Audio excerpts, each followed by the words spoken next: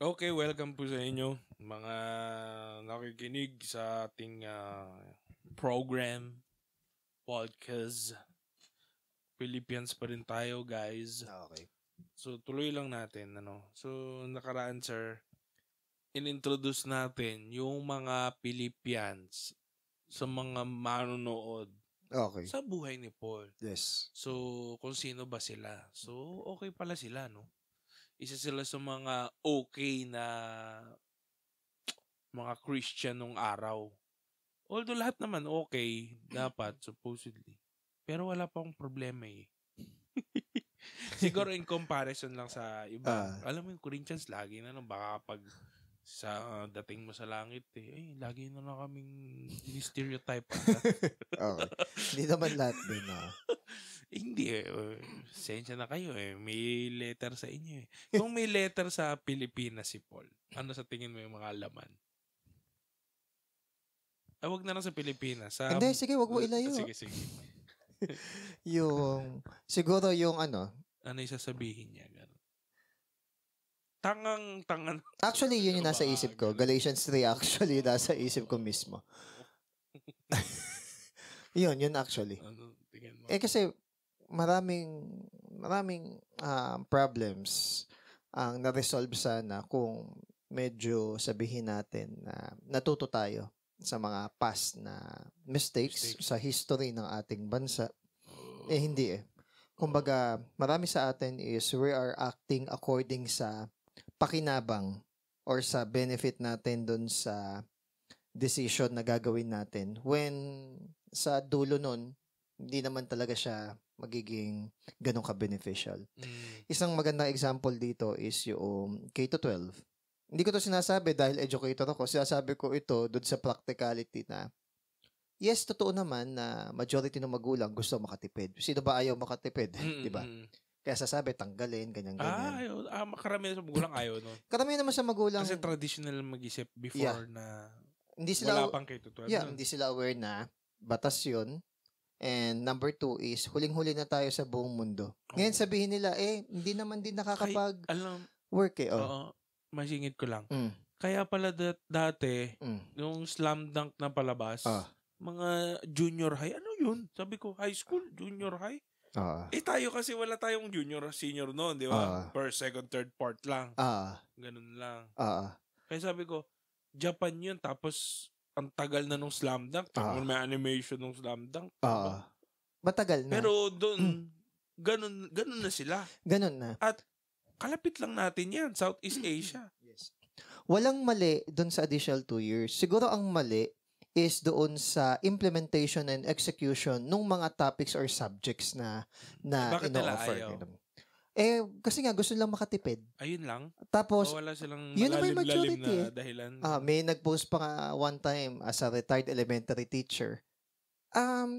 It is not always just because it worked on your generation is it will continue to work on this generation. Yes. Yun ang lagi ko sinasabi na kasi yung previous problem might not be the same problem now.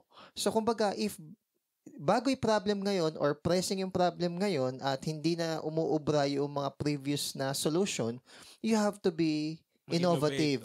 You have to be innovative and creative dun. Yan ang magandang message. So, ibig sabihin, you have to be open. So, for example, hindi mo pinag K-12, what if mga ibang bansa? Marami sa Pilipino gusto mga ibang bansa dahil ayaw na sa Pilipinas or sabihin natin na Pilipinas, ang hirap mong mahalin. Diba? Christian nga, ang daling mag-consider na, ewan kung Christian talaga, ang daling mag-consider na mga ibang bansa Ngayon, pag nang ibang bansa sila tapos nag-work sila, tapos yung hinahanap nilang work doon is sabihin natin na medyo mataas-taas yung sweldo.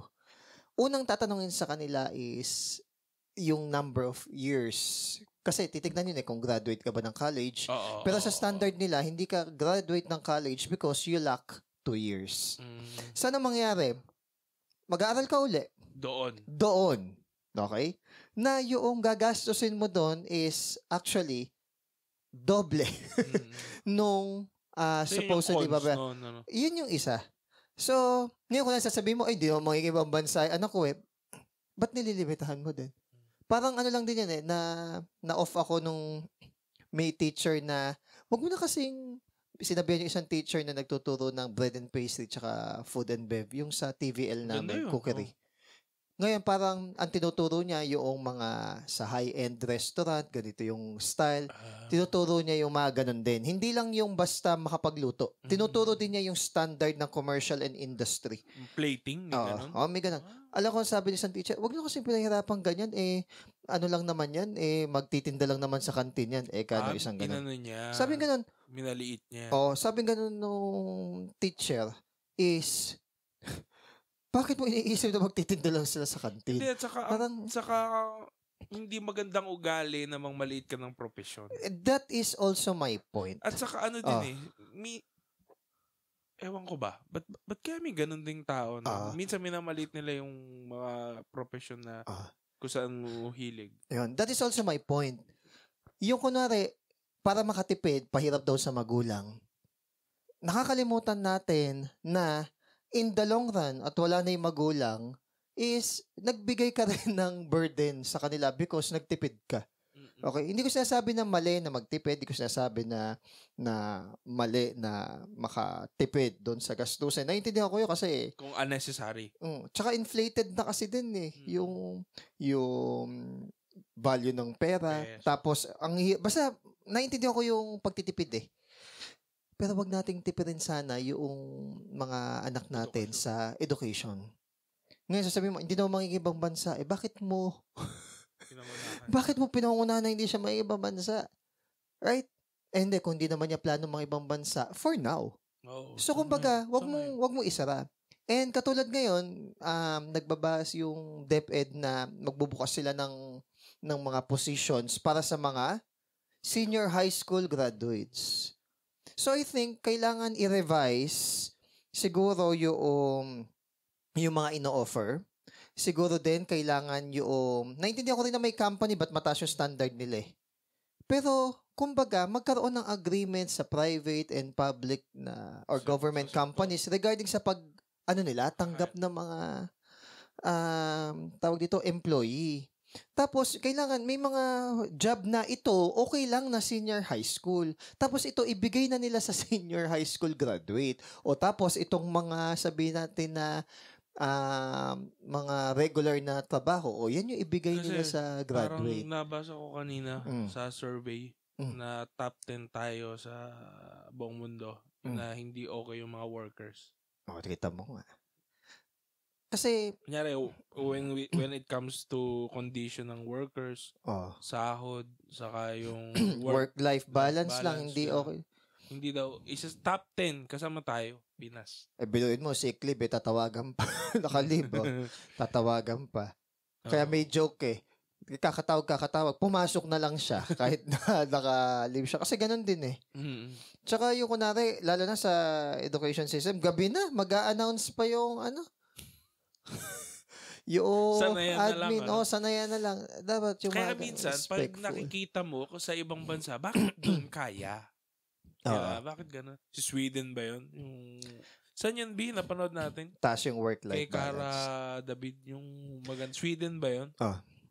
Yung nag-snow? Yung maganda yung work-life balance?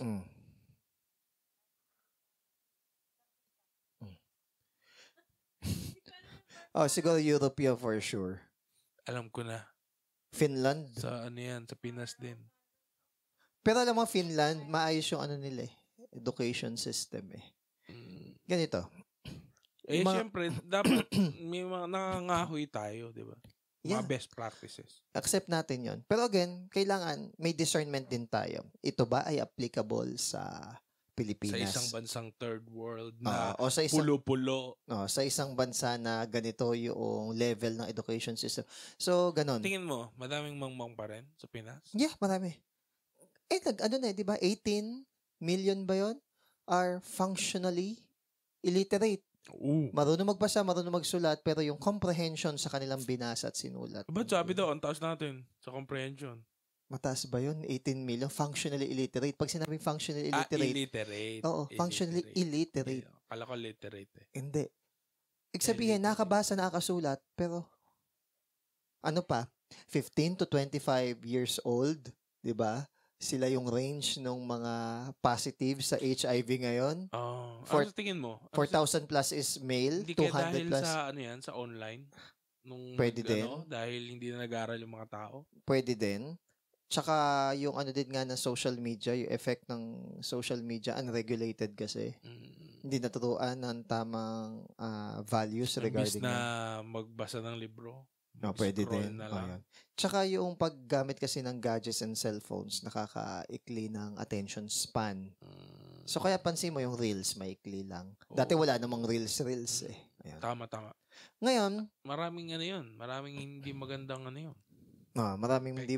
Though may mga magaganda, pero kumbaga, if we are going to analyze, yung pros ba niya at outweighs sa cons? O lagi bang ganun ang kailangan? Yung dahil mas maraming pros is i-accept natin kung harmful naman pala yung cons. Ang galing din ni Mark Zuckerberg. Yeah. Na nahuli niya yung... Pero kasi parang parang nakikita ko yung sa Facebook, social media, binibigay lang niya yung gusto mo. Yeah. No? Ganun lang Kung anong gusto mo, ibibigay namin. Yan din yung mark ng isang tao na sabihin nating questionable yung pagiging Christian. Diba? Ganun siya. Desire. Kung anong gusto mo papanood, magsasuggest kami. Algorithm. Diba? Magsasuggest kami ng gusto mo. Kaya pero nag-search lang ako ng aircon minsan dun sa puro yun na isasuggest. Sa Google, hindi naman, yung connected kaya yun. Nagbubulungan yan. Google. Sa taas, Google, Facebook, Shopee. Nagbubulungan yan. Kaya pansin mo, even yung mga nila sponsored na advertisements. Dark web.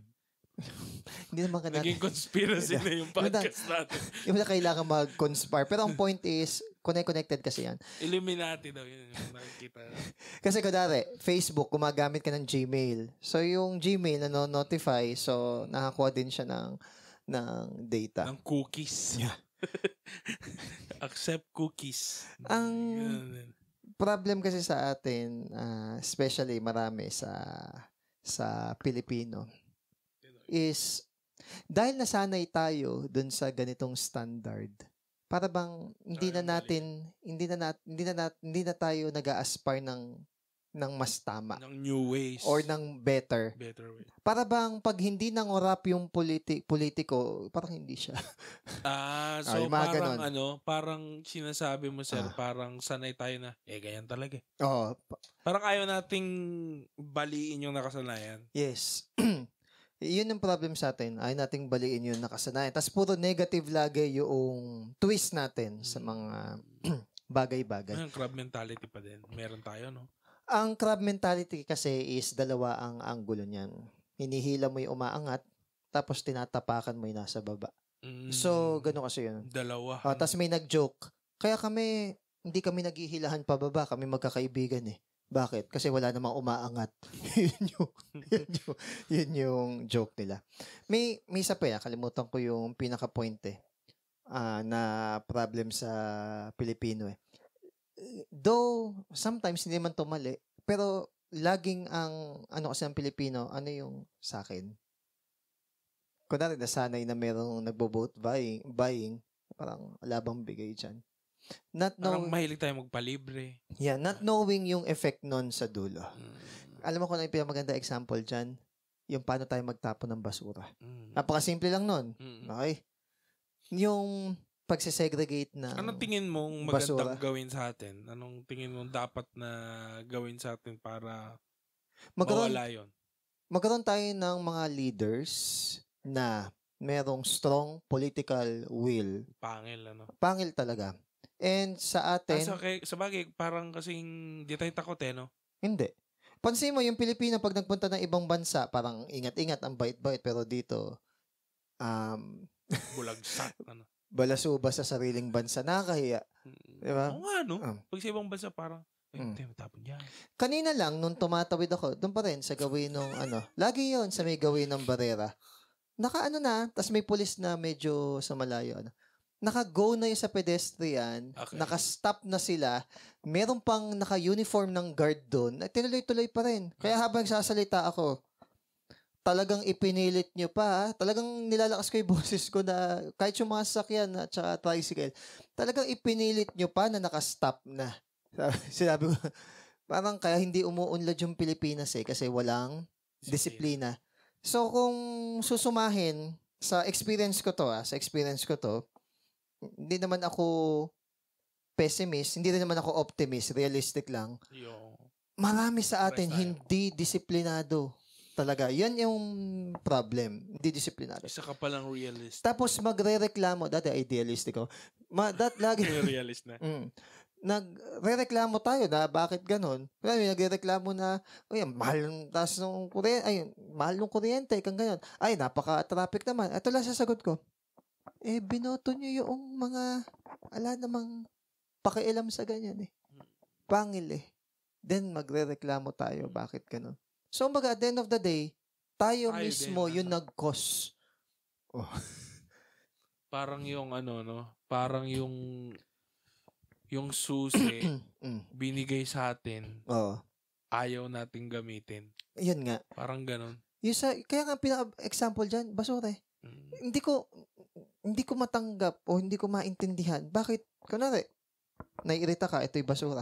Para bang, bakit mo itatapon? Basurahan mo yung buong mundo? Ang tanong ko, tumatai ka ba o umiihi ka ba kahit saan? Parang, isipin mo yan, Kaya kahit sa pool, na naiihi ako, may nagsuswimming na iba dun Batas nga. Talaga, kumbaga, meron tayo dapat mataas na moral compass and malasakit. Dahil nga hindi mo siya pwedeng impose. Yung conviction mo. So, kailangan ng personification ng batas. Yeah. Yun siguro. Baka si Batman na kailangan. Yeah. And, madaling mag-speak for your own benefit. Pero kapag nilawakan natin yung isip natin, sometimes what is beneficial to us will ultimately destroy us. Kunwari, beneficial sa atin yun for a moment, pero hindi siya beneficial in the long. So, kailangan nakikita rin natin yung future regarding that. Na-foresee. Oo, kino-consider natin. Yun lang. I-relate ko rin naman dito mamaya yung So, yun yung so ito, tutuloy lang natin yung nangyari kasi itong mga Philippians, okay sila mga kaibigan ni Paul, mga church member, mga okay sila dahil mahirap si Paul kasama. Okay. Hirap na hirap sa ministry, nagsisimula, struggling kasama. Yes. Okay. Masaya kasama, nakakulong kasama. Ayun. That's why yung prayer ni Paul sa kanila is yung mag-abound pa yung love. Ang lesson naman natin doon, hindi natin, kasi loving na sila Philippians, loving na So, pero prayer pa rin niya, mag-abound pa rin sila. Kasi we cannot outlove the love. Totoo din naman. So may ilalabing pa yan. Ganun, Tsaka yung center niya is towards Christ. Ayun, at saka yung loving na hindi bulag. Yun yan, di ba? Yung may discernment. Hindi bulag na pagmamahal na nagtotolerate.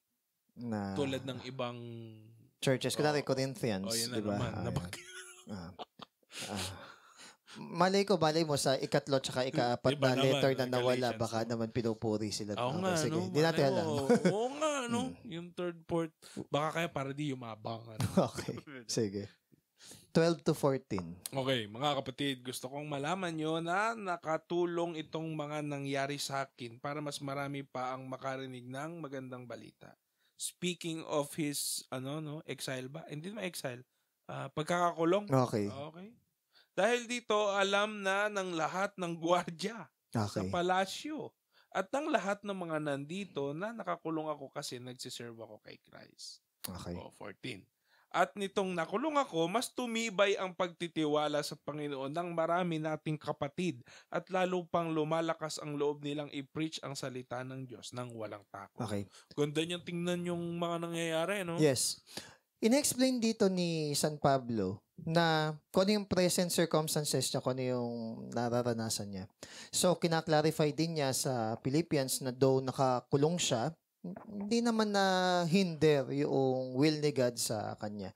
So, kumbaga, ina-encourage din niya yung mga Philippians dito na yung pagkakakulong niya does not actually affect yung furtherance ng gospel. So, napaganda pa nga daw. Actually, kasi parang tumibay daw yung... Sa tingin mo, nakakatibay ba ng faith yun? Ganyan, meron kang... Ay, sabagay, oo. If you share suffering with Christ at alam mo na yung suffering na yon is glorifying kay God in terms of napapatatag ka, di ba? Consider it pure joy. Parang nagigising ka kasi yung loob mo no? Di ba parang pag minama-martyr, di ba kunyari nung panahon nila Rizal, namatay si Rizal. Na tayo si Stephen nga nung namatay Ngayon may tanong dito bakit yung mga tao, bakit sila nagsasuffer ng ganyan, yung iba hindi naman? Oo, bakit? Mamaya i-explain dito na si God is alam niya yung capacity talaga ng isang pag tao. Mature ka, ikaw yung pag mas pinupurify niya, pag alam niya na yung tao na to is sabihin natin na ma-purify dun sa fire ng afflictions, inaalaw ni God. Okay? So sabi dito is we are not surprised that the Philippians wondered where the power of God was in Paul's present imprisonment. So possible kasi na isipin ng mga Philippians, nasan si God doon sa sitwasyon na yun? Ito, maiba lang ako sa God. Gusto ko lang linawin. Ito madalas naman namin ito sinasabi. Hindi porket may pinagdadaanan ka, pinupurify ka ng Diyos. Yes. Yun din naman. Kasi pwedeng may pinagdadaanan ka dahil kasalanan mo. May ganun. Kaya may verse na sana kung may nagsasuffer man sa'yo, hindi siya nagsasuffer dahil sa kasalanan mo or makasalanan ka. Kunwari, like thief or murderer. Yun. So, kumbaga, hindi pagsubok ng hindi Diyos pagsubok yun. Consequence yun ng kasalanan mo. Tapos kung isisi sa Diyos. Bunga yun. Okay? Kumbaga, alisin mo yung discipline ni God, talagang darating yun. Kahit hindi manghimasok ang Diyos. Kahit hindi manghimasok yung Diyos, darating yun. So, wag nating laging isisi kay God na, ba't kasi ganito, ganyan. Sabagay, umibatas kasi tayo. And we are oblivious or sabihin natin na maang-maangan din tayo kapag, kunwari, Lord, bakit ganito yung nangyari sa buhay ko? Mabuti naman akong tao. Mabuti nga ba? Yun yung isang tanong. Pag totoong Christian ka, nakakatakot na sabihin na mabuti naman akong tao. Kaya ko dati may nangyari sa hindi maganda. Ang una kong sinasabi, Lord, ano yung nagawa kong mali? Or kung... hindi pumasok sa isip ko yung, Lord, alam kong share ako suffering. Hindi. Okay. Hindi. Okay. Ano yung ginawa kong mali? Kasi, alam kong sinner ako na sinave lang by grace Hindi, may mga iba naman kasi mga Christian na ayaw nila ng ganun. Parang sin conscious ka naman masyado. Di ba may mga ganun? Kaya kasi pero ang magandang ang magandang bawi nun, humble ka. Hindi ka entitled. Ang sin conscious kasi na tao is holiness conscious. Pag alam mo kasi holiness ni God, para bang hindi mo isisisi kay God Ang maganda pa rito, no? 'Di ba? Sabi dito is positive si Paul na hindi na hinder yung gospel Bakit kaya? Kasi alam naman ni Paul na one time kung gustong gumawa ni God ng divine intervention o miracle, kaya naman siyang palayain doon sa kulungan Sabi nga dito, yung sa Acts 16 verse 11 to 40. Gumawa ng paraan si God, divine intervention, nakalaya siya.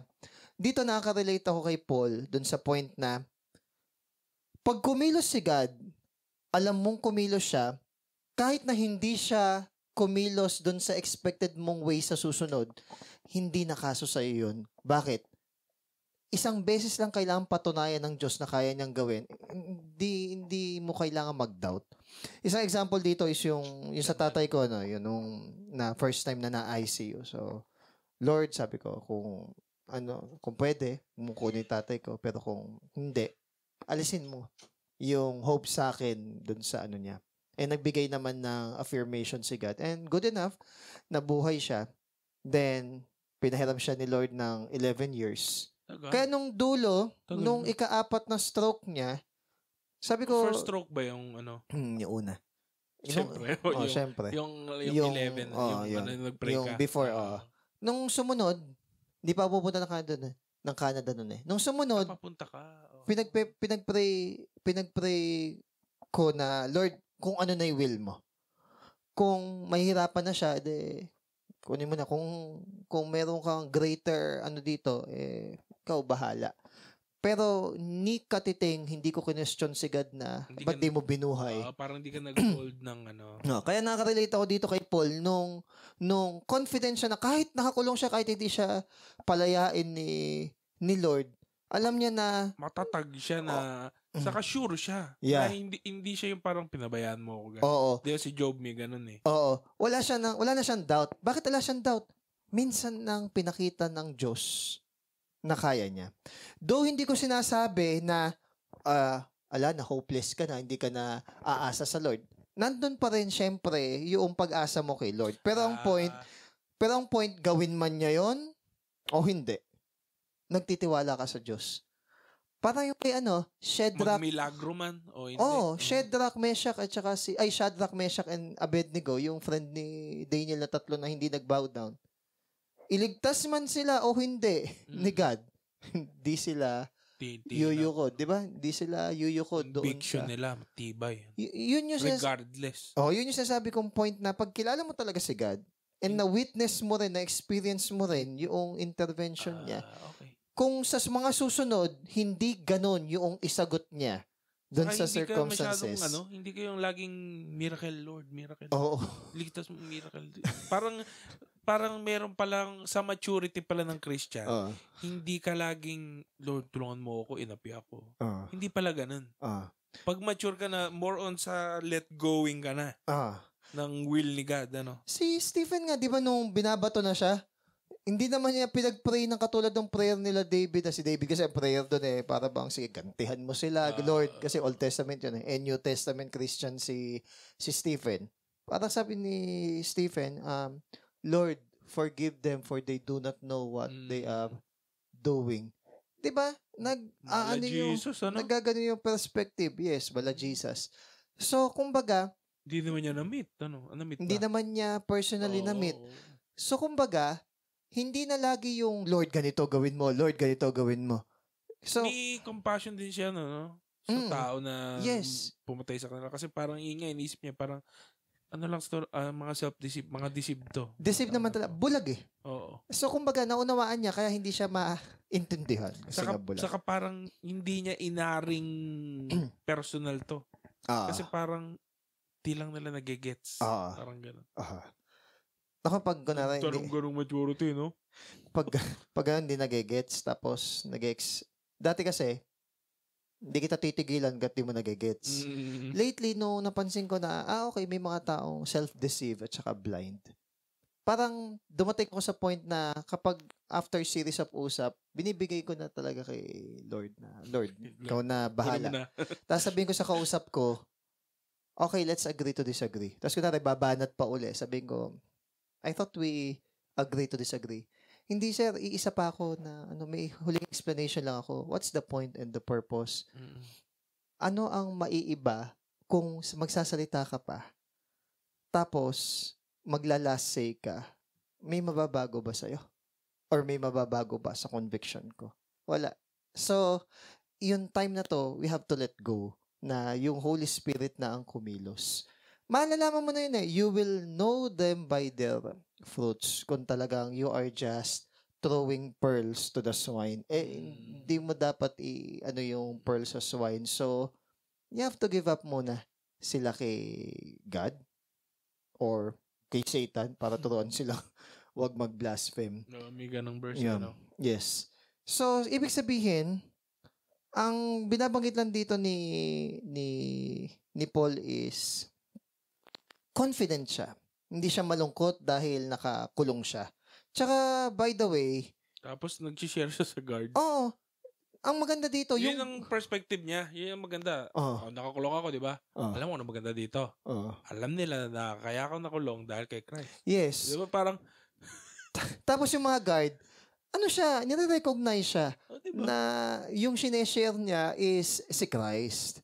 Okay. Ito sabi dito, nakita nila na yung si Paul ay mayroong kagalakan sa gitna nung pagsubok, nung trial nga na yun. Pangalawa, nakita nila ng mga Philippians na si God aalagaan talaga si Paul during those circumstances. And pangatlo, pinakikita dito na kahit nakakulong si Paul, kaya siyang gamitin ni God. Ang daming mga quotable verses dito sa Philippians. Diba? I can do all things through Christ who gives you strength. Whatever that is pure, do not be anxious of anything, but in everything. Diba? Ang daming dito. Yung humility ni Christ, dito pinakikita. Oo, yung mga Bible verse na kinukuha nyo, kunyari, meron kayong wawalang hayaing tao. Tapos ginantihan ka. Magpapawa ka. Dito ka kukuha. Sadly. Pero sana, hindi natin ginagamit yung verse to deflect accountability. Minsan kasi nagpo-post tayo ng Bible verse kasi may kaaway tayo, pero accountable naman kasi dapat. Bahala ng Diyos sa'yo. Parang gumaganon tayo, pero at fault din naman tayo. Ang podcast po na ito ay hindi ginamit o hindi ginawa para yung mali natin pagbigyan. Okay? Inaaral po natin yung salita ng Diyos para tayo din. Alam natin tamang response. Yes, na tayo din kahit sa tingin natin tama na tayo, is makita natin yung ano yung mas glorifying kay God. Maganda yung sinabi ni Geraldine minsan nung kahapon. Hindi na siya about sa tama o mali. It's about sa tingin mong tama ito o ano talaga yung nakaka-glorify kay God. Ang ganda ng pagkaka-present niya. O di sige, sa tingin mo tama yan, pero does it glorify God? Yun. Pwedeng mong sabihin na, hindi, nag-self-denial ako. Do you really deny God? Pero kung ititrace natin, yung desire mo talaga ang prime mover, bakit mo gustong i-pursue yung mali? Hindi mo nga nakikitang mali, yung mali eh. Tama nga para sa iyo yun eh. Tapos you're going to pursue to the extent yung tama, but never mong kinonsider na, wait lang, parang ang chief end nitong ginagawa ko is for my own benefit, hindi talaga for glorifying God. Doon palang mali na siya. Baka siya na inubo para sa akin. Okay, 15 to 18. Ayoko naman magpalit. Okay. 15 to 18. Ito na. Well, meron din talagang nagpipreach tungkol kay Christ kasi inggit lang sila at gusto lang nilang makipagkompetensya. Hanggang ano, sir? 18. Mahaba-haba. Pero meron din namang mabuti talaga yung motibo. Yung mga magagandang motibo, nagpipreach sila out of love. Kasi alam nilang nilagay ako dito para i-defend ang gospel. Okay. Pero sabi ko nga, may mga nagpipreach tungkol kay Christ na hindi naman taos sa puso nila. Nagpipreach lang sila para sa sariling interest nila. Yes. At gusto nilang mas mahirapan pa ako dito sa kulungan. Okay. Teka, parang may ibang twist to. Okay. Pero, hindi na yon mahalaga. Basta ma-preach lang si Christ, masaya na ako. Okay. Kahit ano pang motibo, kahit mali pa yun o tama, magsasaya pa rin ako. Okay. May mga tao kasi dito na insecure kay Paul. Gusto nilang masurpass yung ministry ni Paul. Ganun. So kumbaga parang either natutuwa sila or parang competitive. Actually babanggitin dito yun. And yung competitive spirit, aware tayo dyan, di ba? Even si Kuya Joe, aminado siya, confession yun before, di ba? Yung sa competitive spirit. So, kumbaga, dito, pinakikita na may mga tao na insecure kay Paul. Nakita nila na, opportunity na to na masurpass natin si Paul kasi nakakulong siya. Pero may ibang preacher naman na maganda yung motibo nila, tuloy lang. Ngayon, ito si Paul, wala naman siyang pakialam dun eh. Okay? Kaya ang point niya, wala nang pakialam kung gusto mo na masurpass ako. Wala siyang pakialam kung hindi mo ako gusto masurpass. Wala siya dun eh. Ang goal niya, ma-preach si Christ. Yun lang yung goal niya. Diba? Masama ba yung ambition? Yung ambition is not necessarily wrong. Selfish.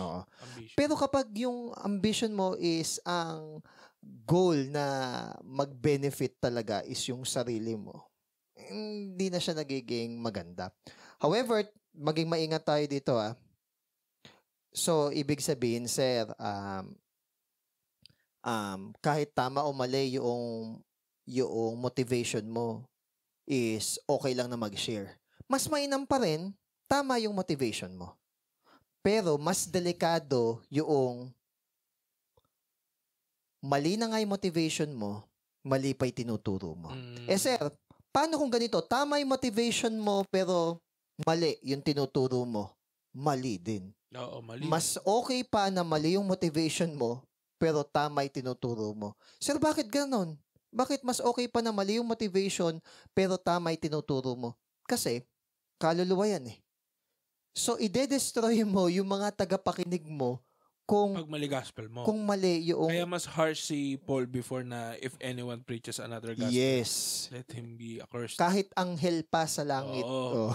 Pero ito, tama naman siguro yung sineshare nila. Yes, tama naman yung sineshare. Mali lang yung spirit nung pag-share. Kung ano yung motivation. Oo. Bakit? Bakit okay pa rin kahit mali yung motivation? Kasi, yung marireceive nung tao, hindi naman yung motivation eh. Ang marireceive nung tao, yung message. Kung tama yung message, tama din yung magiging application. Paano kung pares tama? Maganda. Mas maganda. Okay. So, tandaan natin Saka problema kasi, yung motivation, hindi mo agad mapapansin. Yes, ano exactly. ba talaga yung motivation niya? Di ba? Oo, yes. Pag mali yung gospel, alam mo na, kabod. Yun. So, kumbaga, sana tayo, tama na yung motivation, tama din yung gospel. Pero wag tayong magpaka-hyper-charismatic na talagang love na love natin. We convince ourselves na loving tayo, compassionate tayo, tapos mali yung shinare natin. Nakakatakot yun. Parang yung sa, ayun na naman, Corinthians na naman. Tsaka Galatians. Galatians. Sama ka na namin. Yan. Kasama na si Galatians. Tapos, may Hilay ka namin pababa. Tapos may mga tao kasi ganito, no? Parang gusto lang mag-add ng affliction sa circumstance ni Paul. By preaching? Oo. Parang, siguro habang nagsishare sila, parang indirectly, sineshade nila si Paul or parang indirectly sasabi na, tignan nyo nangyari kay Paul. Yung parang nagtitake sila ng opportunity to surpass Paul in any way. Or pwede din bang, sabagay, Christian sila eh. So, hindi, mali inisip ko. Ang tawag dito ay competitive spirit. Maganda yung prayer yung sinulat ni A.W. Tozer na na peace, na pang-rebuke dito sa attitude ng competition eh. Isa sa prayer niya dito, Dear Lord, I refuse henceforth to compete with any of your servants. Kaya, kasi yung panahon ni Jesus, yung 12 di ba? May competition din yan eh. Kaya, di ba, nagkukwento si Kuya John, Kaya wala lang sa akin yung, di ba, may sasabi siya na parang, ay, maabutan na ako nito. Sa akin, ala akong ganong thought or idea. Kasi, hindi naman to paramihan ng alam. Though, makakatulong yung marami kang nalalaman para mas ma-obey siya. Pero hindi para i-drag mo yung hindi ko sure kung sa D.L. Moody ba yun, kay Charles Spurgeon. May nagsabi sa kanya, yung mga members natin doon na umaattend kay Charles Spurgeon. Ang expected niya para may mag-agree or may inis yung pastor na isa. Hindi ko sure kung si D.L. Moody yun. Ang sabi lang niya, baka mas ginagamit siya ni God. Ganun. Tama. Ganun lang. Hindi naman lahat ng preacher can cater sa lahat ng tao. Okay? Kaya nga may mga local churches eh. Kaya nga may Philippians, may Galatians. Hindi mo kaya maging thankful tayo na may mga ibang mga preachers na faithful sa word ni God. Huwag tayong ma-insecure doon. Tsaka yung pinipreach naman nating message, supposedly, kung faithful tayo sa word ni God, iisa lang. So kumbaga, wala naman talagang yung originality doon sa... So ba't ka maiinggit? Mas maganda kasi pagkaka-deliver niya Oo nga, same message lang. Messenger lang tayo. Kaya nga, ba't may igit ka doon? Same lang din ng Di ba matuwa ka na nag-grasp niya yung message, nag-grasp mo rin yung message.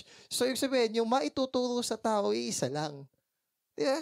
Ba't mag-iinggitan pa? Bakit? Ngayon. Noong Sunday kasi natatawa ako. Bakit? Naglalokohan sila, brother. Di ba nga yung kung sino magdi-disciple? Okay. Nagkakampanyahan na doon. Okay. Actually, hindi ko nga na-open yun eh. Kasi nga, parang Hindi, actually, hindi ko na Pero ang mga kinakampanya, yung ibang tao, ay, dito na kayo. Ito, magaling to. Itong sinabi ko, pag may enough na hawak yung handle yung isang tao, hanggang doon na lang. Kasi hindi na magiging quality yung pag-handle. So, kumbaga, hindi maganda kinakampanya yung ibang tao. Maging accountable ka lang. Magaling eh. Tamo ako, hindi ko nga naisip na... Hindi kasi nakafocus ako dun sa usapan lang namin na wala sa isip. Hindi ko na i-share na. Basta mahalaga nga na may nagdi-disciple sa atin. At tayo din naman nagdi-disciple, may nagdi-disciple din sa atin. Maganda rin sa church, merong multiplicity ng elders para, balance lang. Hindi tayo yung parang ungguyan lang na... Hindi kasi parang kapag nasa isa nga lang kasi, isa lang nagko-call ng shots, tapos walang pwedeng kumorek sa kanya. Oo. Abusive kasi or manipulative yung pwede, may tendency na gano'n. Kasi tendency. Parang magiging, nearsighted kay. Yes, exactly. Diba?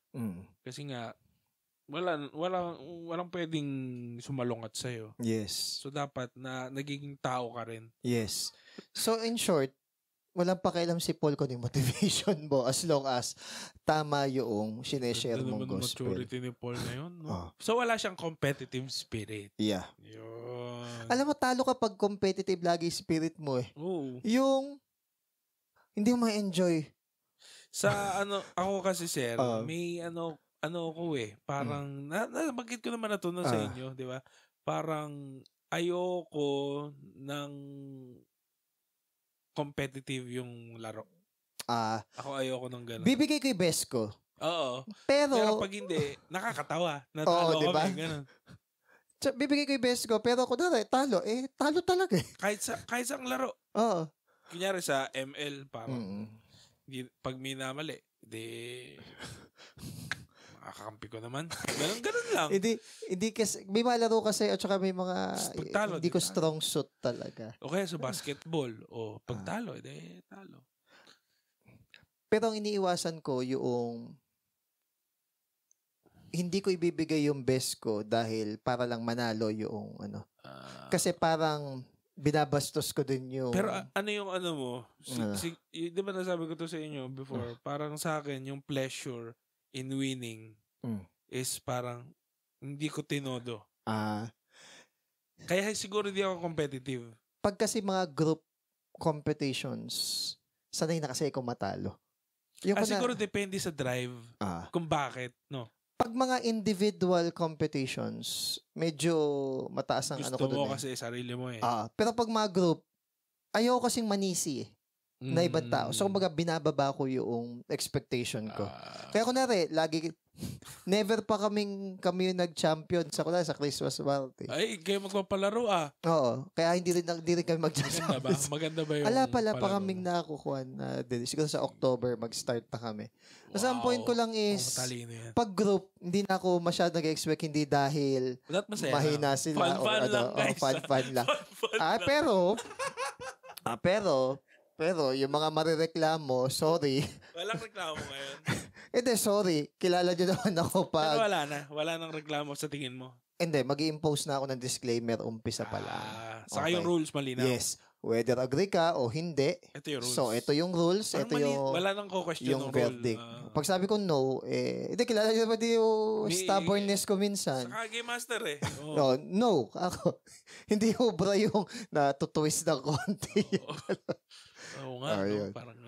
Parang pwede. Kaso request sa iba, kasama natin. Pwede daw ba wag silang gawin na leader? Sige, okay, tignan natin. Hindi, pero lumalabas din kasi no?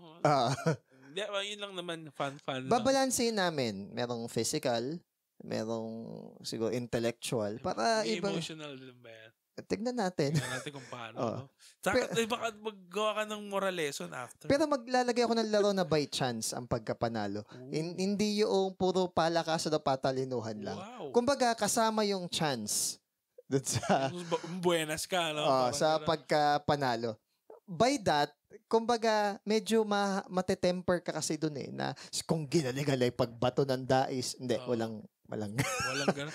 Ang gandang lesson naman nun. Parang Ecclesiastes, no? Diba, yun mo lang, yun yung fun lang talaga. Gawin mo kaya puro ganun, puro chance. Kasi kung at the end of the day, kahit yung talo, meron pa rin na-gain Yun.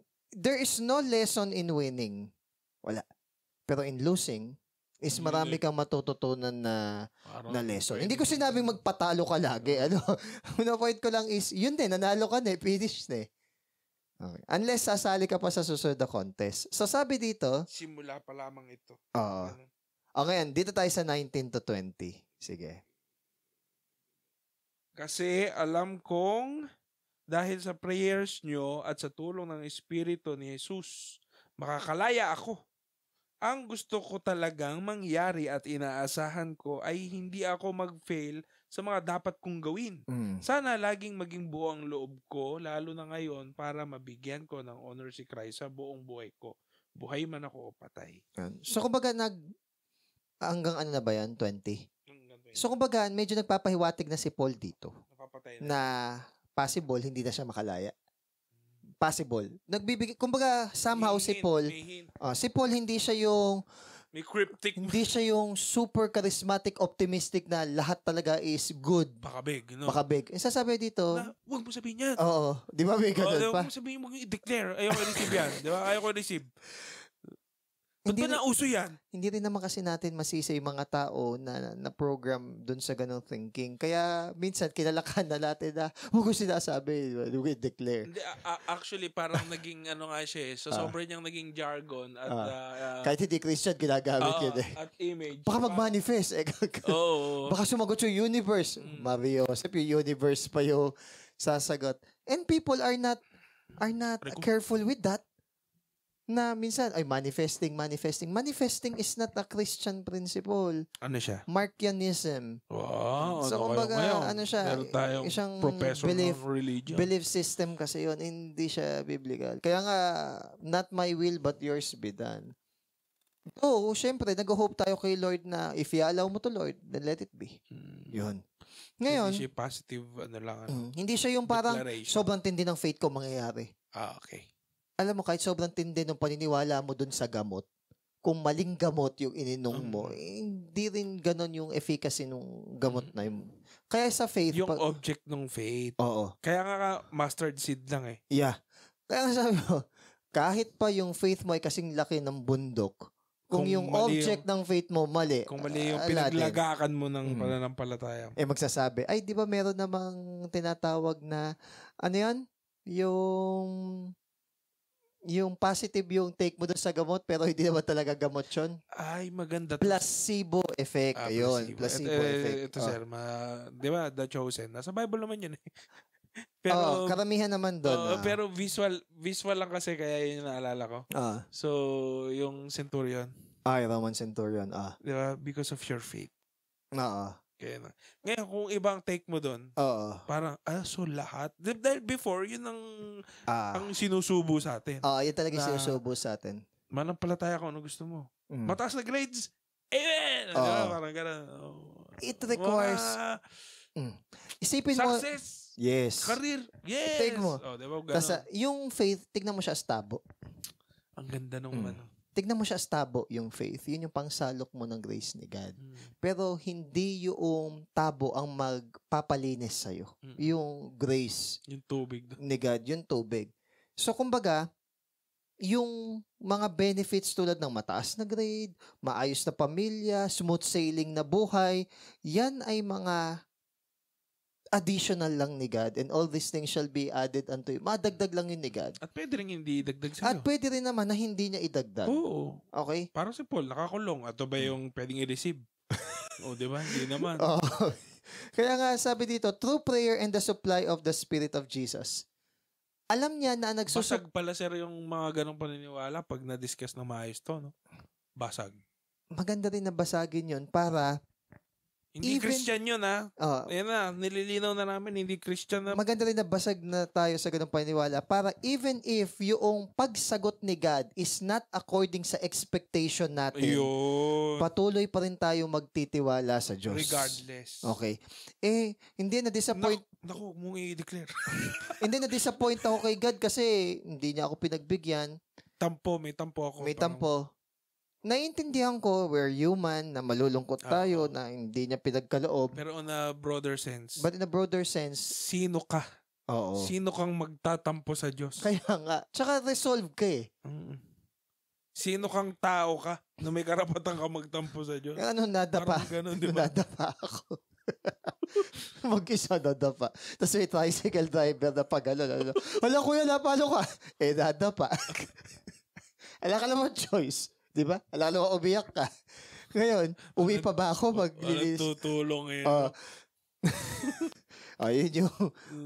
Yun yung hirap pag mag-isa ka lang.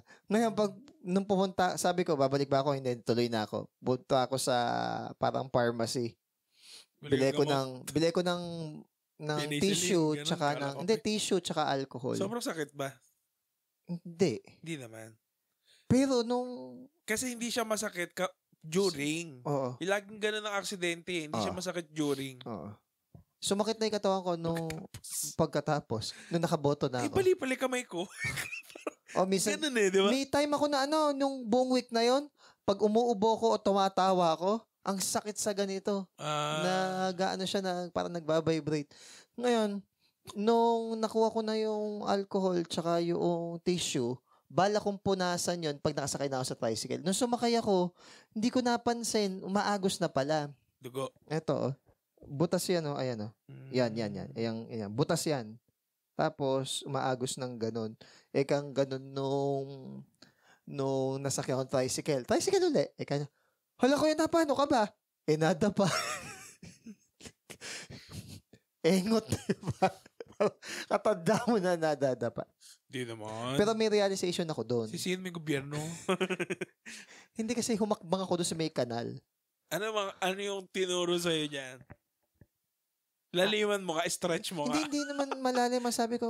Stretch mo ka na. Kasi sunod-sunod yun nasira yung aircon, parang 3 weeks na. Sige, tapos naging impatient ako. Sige, gagawa lang kami ng exercise na i-stretch ko to. Okay. In a charismatic way. Okay. Sige, try mo. Basta ang tanong kay God, Lord, may mali ba akong nagawa o may tinuturo ka sa akin dito? Ganun lang naman.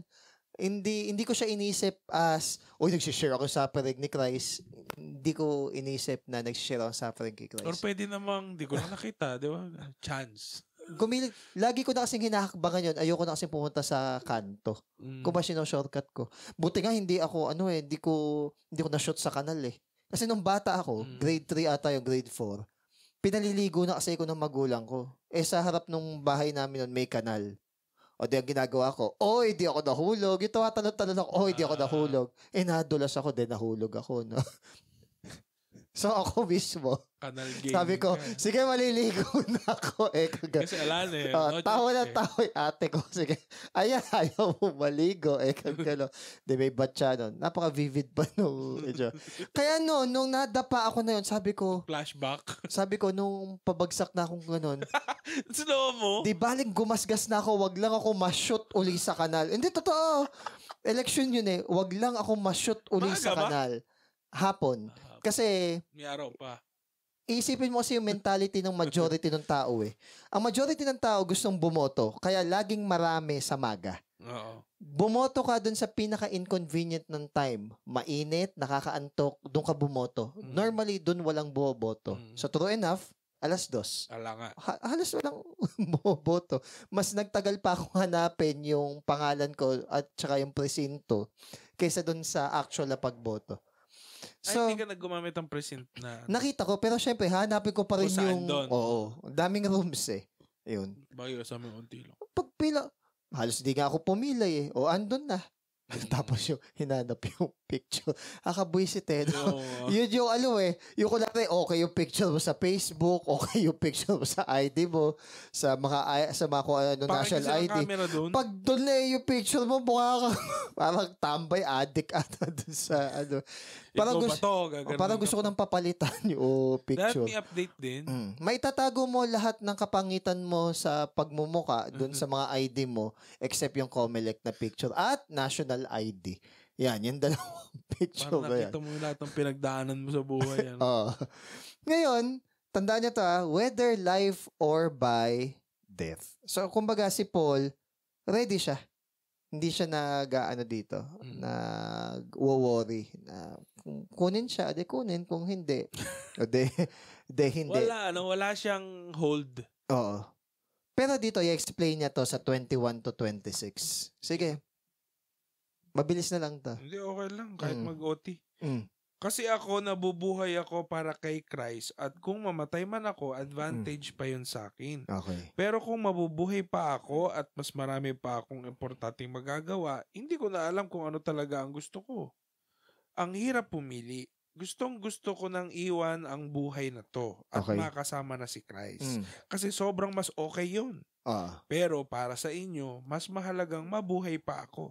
Sigurado ako dito, alam kong makakasama ko pa kayong lahat para tulungan kayong lumalim at maging mas masaya sa faith nyo. So kung ganun, mas may dahilan pa kayong purihin si Christ dahil sa akin. Kasi nakabalik ako dyan. Bakit may gain? Bakit pakabig kay Paul yung kunwari mamatay siya? Gain, Una, pag namatay si Paul, kung bakit gain sa kanya, una, alam niya na yung kamatayan niya is dahil kay Christ na makapag-glorify sa kanya. Pangalawa, alam niya na kapag namatay siya, immediately, present siya kay Lord. So, itong verse na to is in direct opposition na pag namatay yung tao, parang natutulog lang. Hindi. Present tayo agad kay Lord. Ito yung verse na pang-kontra dun sa parang, hindi, parang natutulog lang pag namatay. Ano yun? Paano yun? Yung soul sleep. Parang nasa temporary dimension ka na, tutulog, hintayin natin na. Parang limbo. Parang limbo or purgatory. Hindi. Present ka agad kay Lord. Kaya nga sabi niya, present yung gain. Now, inisip din niya, hindi rin siya selfish kasi inisip din niya, pero pag buhay ako, so kumbaga may pakialam din siya sa maiiwanan niya. Ma-further na extend yung kingdom ni God. Hindi siya yung parang panatiko lang, ano? Hindi siya yung pang sarili lang na iniisip. Pero sabi niya, either naman dun eh. Di kung i-allow pa ako mabuhay ni Lord, at least. Hindi, ganda kaya yung mentality niya. Ito ba yung matandang Paul? Sa tingin ko, medyo advanced na si Paul in years dito. Sa tingin ko lang Hindi pa yung in-hit na Paul. Di ba may Paul na in-hit eh? Yung pinaano si John Mark. Di ba may ganong klaseng Paul nagka-conflict siya ni Barnabas. Yun ang sinasabi naman nila, nung tumanda si Paul, medyo na-tame. Sa tingin ko, hindi na to. Kasi, eto na yung nakakulong siya eh. Kino-comment na niya dito si John Mark eh. Kasi nakabibigay ng comfort sa si Epaphras. Sumiedad na. No? Tandaan natin na may mga Christians na takot dun sa dying process. Pero sana yung totoong Christian di takot sa kamatayan mismo. Ayun din. Actually, tinanong ko nga sa mga bata yun nung nandito sila. Nung Sunday. Okay. Paano nyo gustong mamatay? Ganun ako agad magtanong. Hindi naman natin mapipili yun eh. May mga area na kontrolado natin, pero may mga area na hindi. Actually, lagi siyang laman ng humor ko, yung death. Para kasing gusto kong malaman din ng tao yung limited na time lang talaga. Limited lang. Ano tawag doon? Yung mortality ng tao. 'Di ba? Saka in death, makikita mayroon kang assessment ano nangyayari sa buhay mo eh. 'Di ba kaya mas mainam na pumunta ka sa burol kaysa sa celebration or sa feast. Yun yung panguna ko sa necro. Ayun. 'Di ba? Pero careful Death pero careful na hindi lahat ng taong gustong mamatay tama yung reason. May mga taong gustong mamatay because of gloom, darkness, depression, suicide. Meron naman, pagod na sila sa mundong ito, sa cruelty ng ibang tao, sawa na sila sa sistema. So hindi siya yung parang ganyan. Yung ganon. Hindi rin yung mga tao na parang nagsasuffer siya sa sakit kaya gusto na lang mamatay. Hindi. Yung desire ni Paul na pumunta sa, mala MacArthur to eh. Going to heaven meant he would finally be done with sin and temptation. Wala nang sin and temptation pag isa lang. Sabi ni MacArthur, ang reason bakit siya talagang fascinated sa heaven is because dito sa mundo na to, tired na siya sa sin. Hindi dahil tired na siya sa nakikita niyang sin lang, kundi tired na rin siya na, syempre, magkasala, tao siya.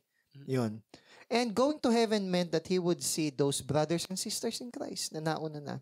And most of all, going to heaven meant being with Christ in a closer and better view, okay, than ever before.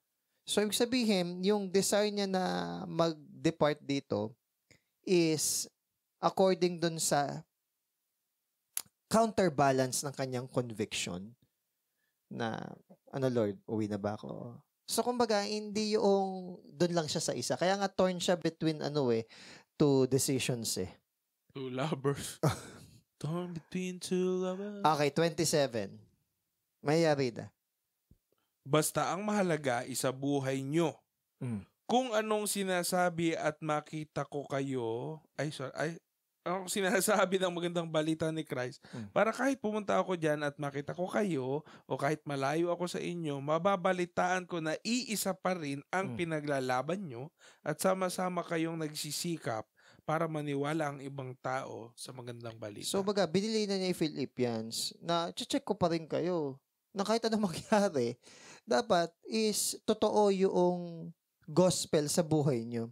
Para syempre, hindi sila makatisod ng iba at ma-expand yung kingdom ni God. Being in one spirit and striving together for the faith of the gospel. 28. Huwag kayong matakot sa mga kaaway nyo. Maging matapang kayo kasi yan ang magpapakita sa kanila na mawawasak sila at maliligtas kayo. Okay. At mangyayari yan dahil sa Diyos.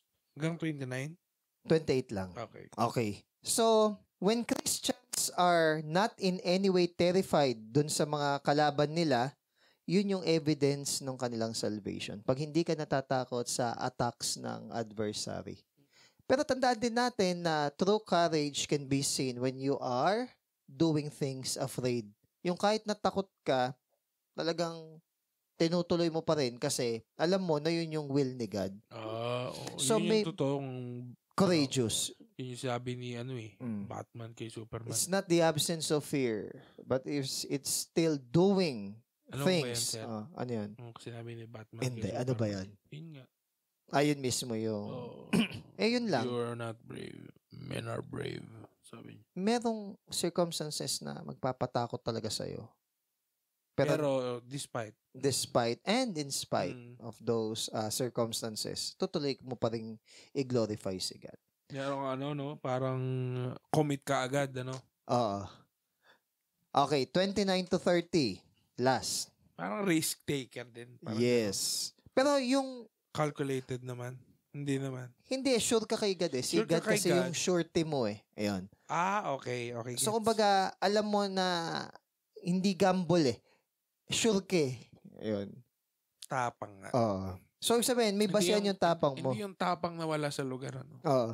Tsaka, ang nagpapatakot kasi na lang sa Christian death eh. Pag na-overcome mo yun, hindi ka natakot sa death, ano pa igagamitin ni Satan sa'yo na panakot? Wala na. Kaya nga ginapi ni God yung ni Jesus yung death. Di ba sabi, O sin, where is your sting? O death, where is your victory? Tinalo niya nung nag-resurrect siya eh. So, yun yung importance na may resurrection. Yun yung hope ng mga tao na, patayin niyo ako. Okay na, bubuhay naman ako ulit ni Lord. Ayan. Alright. Sige. 29 to 30. Kasi binigay na sa inyo ang privilege na maglingkod kay Christ. Hindi lang yung maniwala kayo sa Kanya, pero pati yung magtiis kayo para sa Kanya. Na-experience nyo na rin yung paghihirap ko na nakita nyo noon at nababalitaan yung pinagdaraanan ko pa rin ngayon. Okay. Yung mga Philippians kasi may same conflict din sila katulad nung conflict na nararanasan ni Paul. Now, ito na. Hindi lahat ay pare-pareho ng suffering. Okay? Maganda to eh. Na ang lahat ay hindi pwedeng pagkatiwalaan sa kanilang suffering. All could not stand the fiery ordeal. Merong mga magko-complain dyan. Kaya si God, talagang select at careful niyang ini-scrutinize yung suffering na iaalaw niya na maranasan natin. Kaya hindi nga, kanya bibigyan ng di mo kaya? Hindi kanya bibigyan o aalawan ng suffering na lampas sa ide-destroy ka. Okay. So, kumbaga, hindi meant for destruction yung mga purifying suffering na binibigay at inaalaw ni Christ. So, tandaan natin na may limit ang tao. Aware si God doon. Kaya nga sa Revelations, binabanggit yun na iko-quicken ni God yung, parang pabibilisin ni God yung span ng tribulation Why? Kasi kung pagtatagalin ni God yung time ng tribulation, baka even yung elect, diba, mag-give up. So, kumbaga, inano din niya, alam niya na yung tao, may hangganan lang. May capacity lang talaga na suffering na kaya niya i-take. Tandaan ko si Lolo, nung may Alzheimer's na, kinukwento ko to kay Mame. Alzheimer's na, hindi na niya ako kilala. Mali-mali na yung pangalan na binabanggit niya. Pangalan ng isang pinsan ko, pangalan ng tito ko. Nahahalo. Sinesharean ko pa kasi. Dati ko na siya sinesharean, pero nung lumala yung, yung Alzheimer's, sinesharean ko siya uli. Kahit konti lang. Biruin mo ang huling mga lumalabas sa bibig niya. Praise the Lord. Ikang ganon. Praise God. Yun yung huling lumalabas sa bibig niya. I don't know if it is an expression, pero I would take it positively na at least. Diba? May Alzheimer na, yun pa rin yung huling mga... So, sana, whatever happened to us, yung hindi lang sa huling sambit ng bibig natin is papunta at pabalik ang luwalhati kay Lord. Sana yung puso din natin at yung buhay din natin is nananatili na naka-trust kay Lord. Ayun lang. Oo nga kasi regardless nga nung nangyari sa kanya. Matatag yung kanyang pananampalataya. Yes. May thorn in the flesh pa pero. Tuloy na. Maganda kasi ganyan nga maganda. Paano mo i-apply sa buhay mo yan? Tsaka kaya hindi ka magko-compare. Na, Lord, bakit siya hindi ganun yung suffering niya? Bakit ako lang ba? Parang gano'n. Pero lagi mong tatandaan na hindi lang ikaw ang may ganyang suffering. You may compare, pero hindi siya fruitful Kasi yung comparison is the thief of joy. Na sa imbis na parang papasalamat ka pa rin kay Lord kasi mas nagkaroon ka ng time sa Kanya. Yun. Pero naintindihan ko, kasi pag nagsasuffer, kunwari, may sakit tayo, parang, Lord, tama naman na, maawa ka naman. Di ba, may mga ganun tayong sambit. Naintindihan yun ni Lord. Pero, kumbaga is, part yun ng buhay ng isang Kristiyano. Kasi kahit Christian ka, kapag hindi mo inalagaan yung katawan mo, magkakasakit ka. Kahit Christian ka. At kahit Christian ka, kung may mga compromise ka, may mga consequence yun. Yun. Hindi tayo exempted sa consequence and natural law ng mundong ito. Hindi parang Christian ako, di ako tatablan naman. Hindi ganun. Bahala. Yun lang. Diba? Yun lang, guys. Thank you. God bless.